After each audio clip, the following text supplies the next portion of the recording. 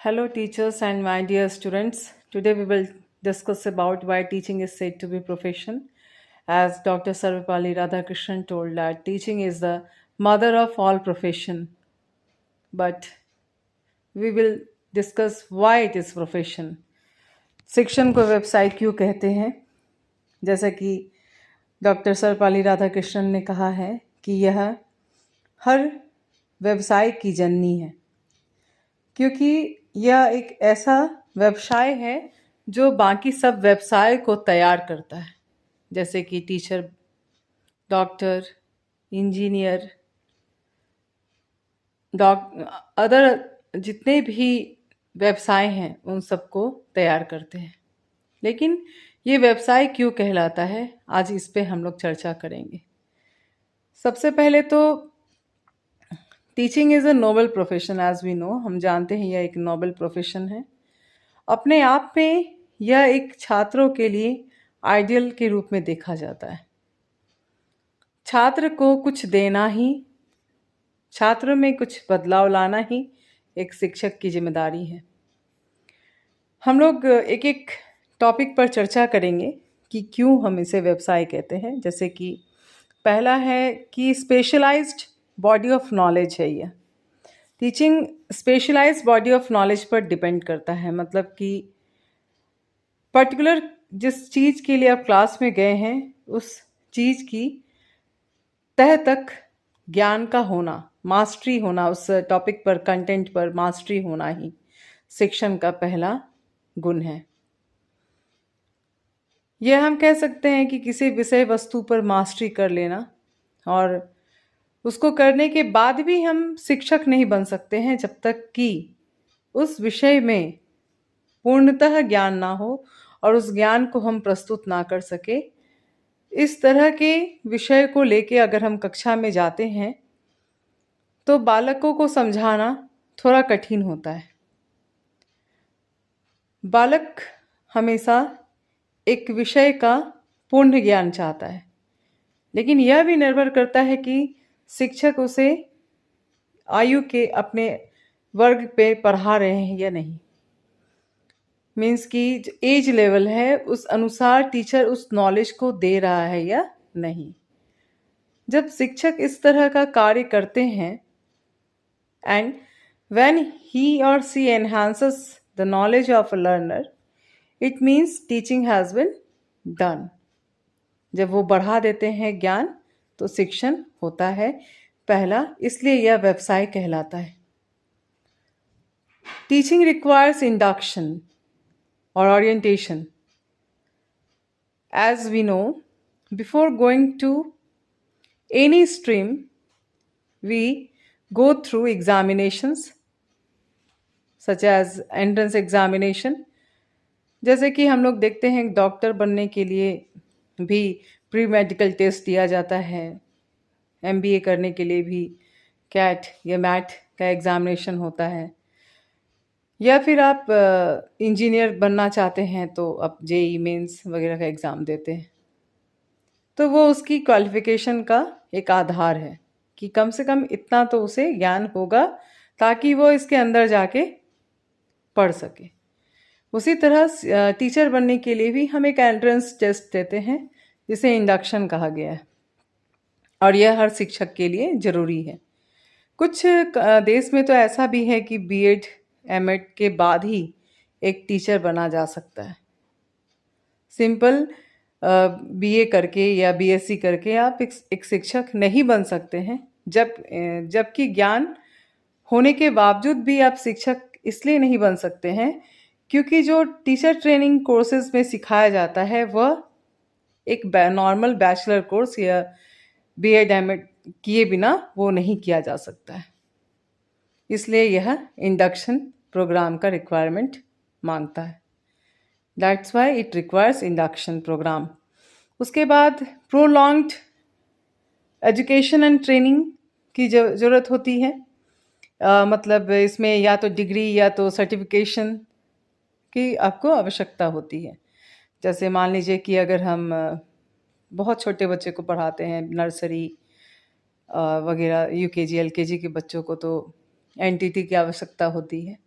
अगर प्राइमरी बच्चों को पढ़ाते हैं तो डीएलएड की आवश्यकता होती है, या 6 to 12 के बच्चों के लिए हम लोग बीएड की डिमांड करते हैं, और बीएड के बच्चों को पढ़ाने के लिए कम से कम मास्टर की डिमांड करते हैं, मास्टर इन एजुकेशन।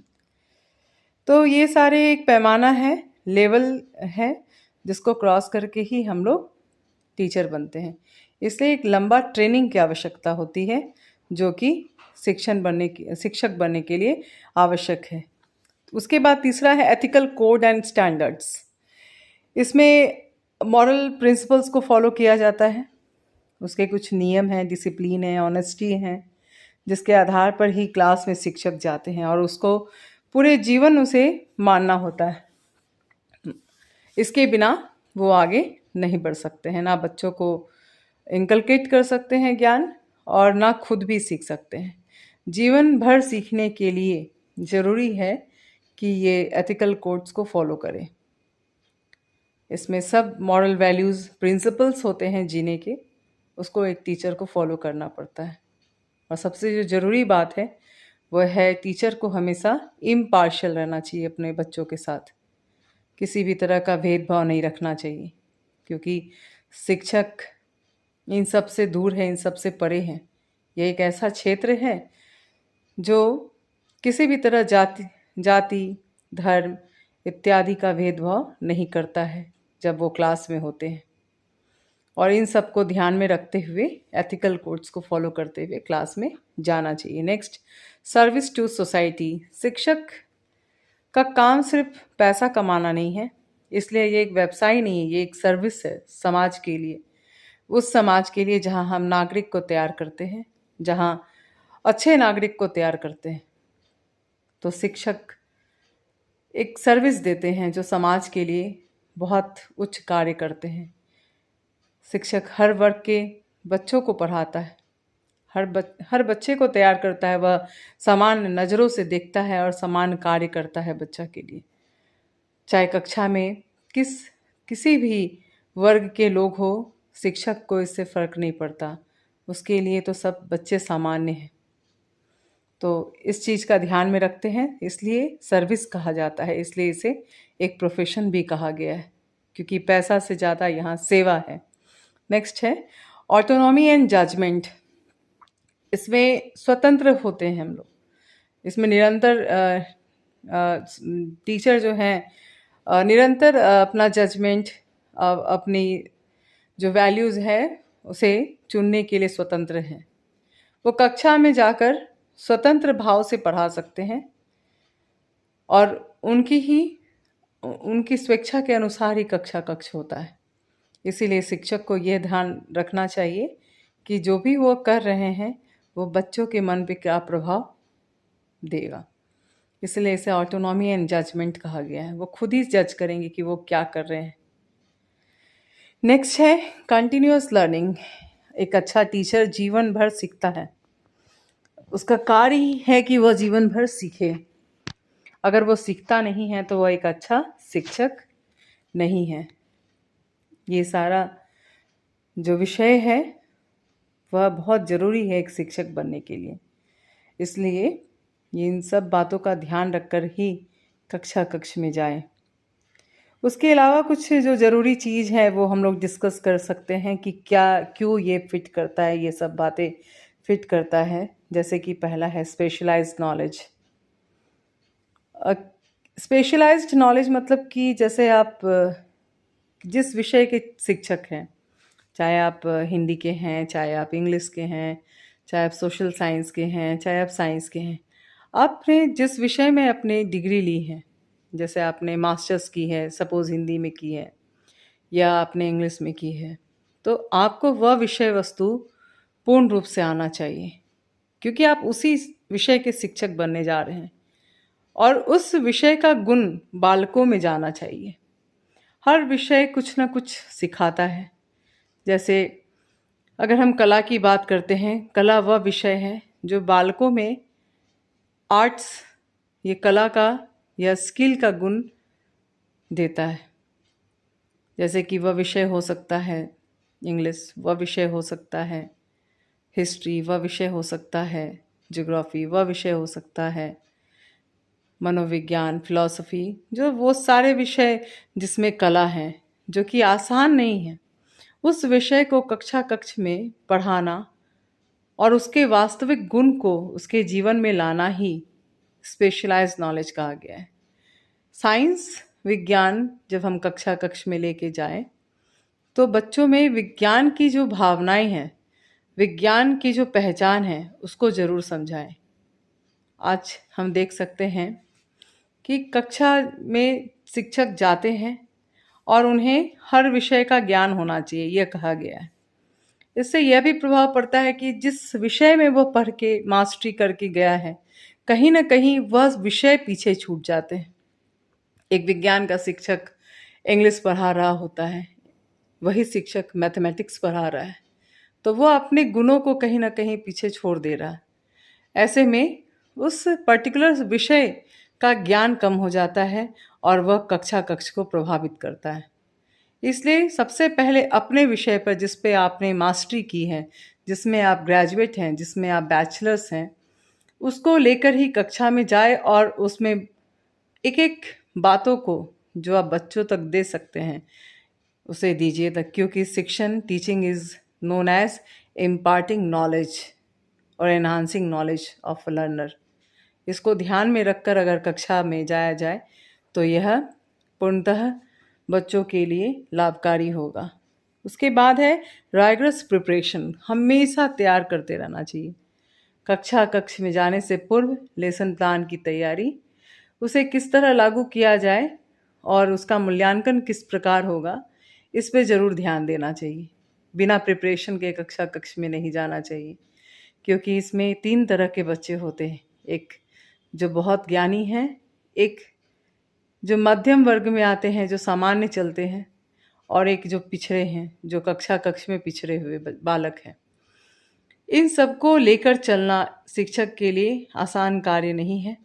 इसलिए जब भी हम कक्षा में जाएं तो इन सब बातों का ध्यान रखें कि किस तरह, किस विषय वस्तु को प्रेजेंट किया जाए, ताकि हर वर्ग का, हर तरह का बच्चा समझ पाए। यह शिक्षण है। नेक्स्ट है कोड ऑफ एथिक्स। जैसे कि हम कह सकते हैं, बच्चों के साथ अच्छा व्यवहार करना, बच्चों को एक समान देखना, बच्चों के लिए भेदभाव नहीं रखना और बच्चों का केयर करना, यह टीचिंग का कोड ऑफ एथिक्स है। और इसको अगर क्लास में लेके आप जाते हैं तो आप कभी भी एक खराब शिक्षक नहीं, बल्कि एक उच्च वर्ग के शिक्षक बनकर निकल सकते हैं। आप अपने ही बच्चों के लिए आदर्श बनकर निकल सकते हैं। इन सब बातों को ध्यान में रखिए और कक्षा में जाइए, तो हमारा कक्षा उच्च तथा वास्तविक कक्षा कक्ष होगा और हम बच्चों में कुछ गुण दे सकेंगे। एक अच्छा नागरिक बनने का गुण, एक अच्छा व्यक्तित्व बनने का गुण, क्योंकि आज के समय में बच्चों में मॉरल एथिकल वैल्यूज़ ख़त्म हो चुका है। उन सब को वापस लाने के लिए कोड ऑफ एथिक्स की ज़रूरत है। सबसे पहले खुद स्वयं शिक्षक को बदलने की ज़रूरत है। शिक्षा को नहीं, स्वयं को बदलिए, शिक्षा खुद ही बदल जाएगा। शिक्षक कक्ष ही नहीं, शिक्षक एक राष्ट्र का निर्माण करता है और वो निर्माण कक्षा कक्ष में करता है। इसलिए शिक्षक को नेशनल बिल्डर कहते हैं, नेशन बिल्डर कहते हैं। एज अ नेशन बिल्डर हमें बच्चों को सुधार करने का कार्य करना चाहिए, जो कि क्लासरूम से शुरू होता है। उसके बाद पब्लिक सर्विस एंड इम्पैक्ट है।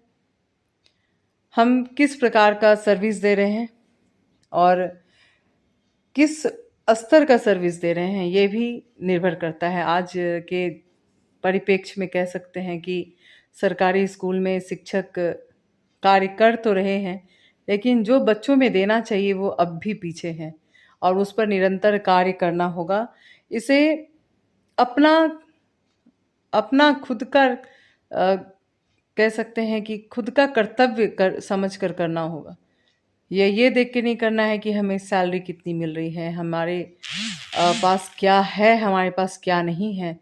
उन सब से ऊपर उठकर अगर हम कक्षा में बच्चों को देखेंगे, जो बच्चे पूरे दिन आपके साथ बिताते हैं तो वह समझ आएगा हमें कि हम किन के साथ खेल रहे हैं। एक अच्छा शिक्षक का सबसे पहला गुण है वो एक अच्छा नागरिक है पहले, और उसके बाद एक शिक्षक है। और एक अच्छा नागरिक का कार्य होता है सबका अच्छा सोचना, और एक शिक्षक का कार्य होता है सबके लिए सोचना। इसके साथ ही मैं इस टॉपिक को आज क्लोज करती हूँ।